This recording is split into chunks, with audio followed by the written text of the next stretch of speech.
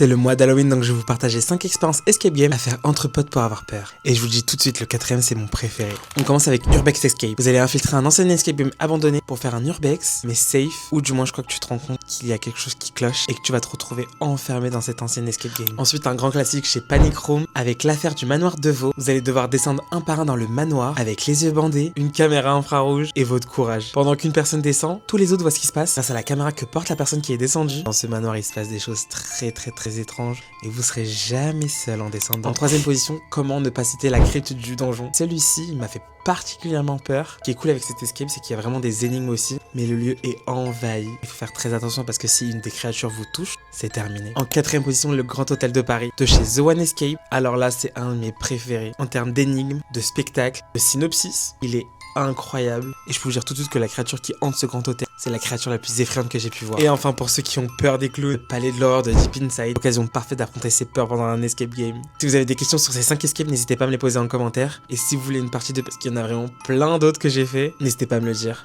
Ciao.